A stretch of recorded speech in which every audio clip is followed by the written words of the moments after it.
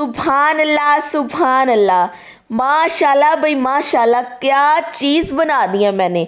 आज तानू खुआन जा रहे हैं चिकन कलेजी पोटा वाले चावल। बड़ी ईद पे आप इसको बीफ कलेजी या मटन कलेजी के साथ भी बना सकती हैं।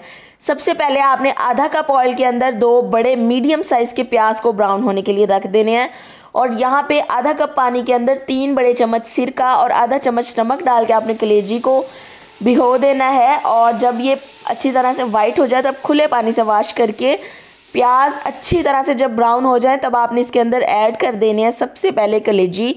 आधा किलो मेरे पास कलेजी है और आधा किलो ही मेरे पास पोटा है।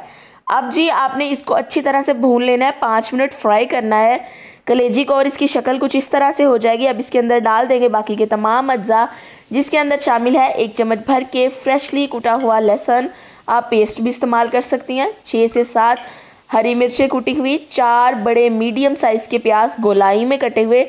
टिप बताने से पहले मसाले नोट कर लें। 1.5 चम्मच पिसी कुटी लाल मिर्च, आधा चम्मच सूखा धनिया, आधा चम्मच काली मिर्चें, 1 चम्मच भर के गरम मसाला, आधा चम्मच चाइनीज़ सॉल्ट, 1 चम्मच भर के इमली और खाने वाले चावलों वाले 2.5 टेबलस्पून मैंने इसके अंदर नमक डाला था क्योंकि मेरे पास 2.5 गिलास यानी कि 1 किलो राइस थे। 1 किलो से थोड़े से कम राइस थे। अब जी यहाँ पे पोटा गलाने के लिए मैंने एक पूरा लहसुन का बंच इसके अंदर डाला था, आधा चम्मच मैंने इसके अंदर नमक डाला था और 2 गिलास पानी के डाल दिए थे। 1 गिलास पानी के अंदर पोटा गल गया था और 1 गिलास मुझे यखनी के तौर पे चाहिए था।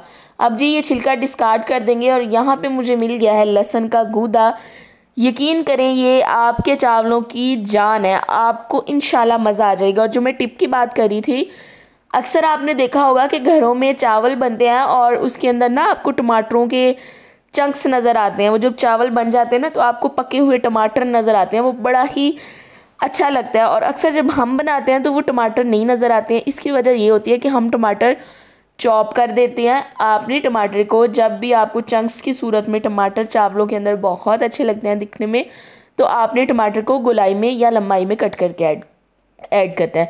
अब सीटी चलने के बाद यहाँ पे मैंने पोटे को 3 से 4 मिनट का टाइम दिया था और ये बहुत अच्छी तरह से गल चुके थे। अब ये पोटा इसके अंदर आप डाल दें और इसको भून लें 4 से 5 मिनट के लिए। 4 से 5 मिनट हो गए हैं इसको अच्छी तरह से भूनते हुए। अब मेरे पास 5 गिलास मैंने इसके अंदर पानी के डालने थे क्योंकि डबल डालते हैं पानी, तो 1 गिलास मैंने यखनी का डाला और 4 गिलास पानी के डाल दिए। अब आधा घंटा पहले भिगोए हुए चावल हैं जो अच्छी तरह से वाइट हो चुके हैं, इट्स मीन कि ये रेडी टू कुक हैं और इन्होंने पानी अच्छी तरह से अब्जॉर्ब कर लिया है। अब जी राइस इसके अंदर डाल दें और मैं इसको ढक दूँगी क्योंकि जो यखनी वाले चावल होते हैं वो हल्के से गुले गुले अच्छे लगते हैं। इट्स मीन नॉट कि पप्पा चावल आप बना दें, लेकिन वो हल्के से मॉइस्चर वाले चावल अच्छे लगते हैं, ठीक है। अगर आपको मॉइस्चर वाले नहीं चाहिए तो आप बगैर ढके हुए इसका पानी खुश्क कर लीजिएगा। इस स्टेज पे आपने इसका नमक चेक कर लेना है। मैंने हाथ की हथेली पे थोड़ा सा ये डाला और मैंने चेक किया, A1 था, बहुत मज़े का था। अब जी इसका पानी खुश्क हो गया है और मैंने इसको दम दे दिया है। 15 मिनट के बाद आपसे मिलती हूँ।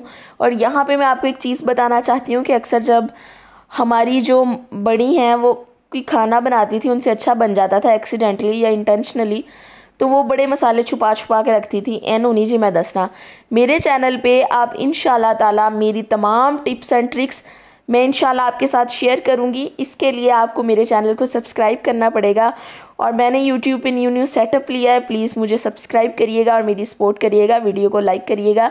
और ये एक नवाला आपके नाम का है। मिलेंगे नेक्स्ट रेसिपी में, तब तक के लिए अल्लाह हाफिज़।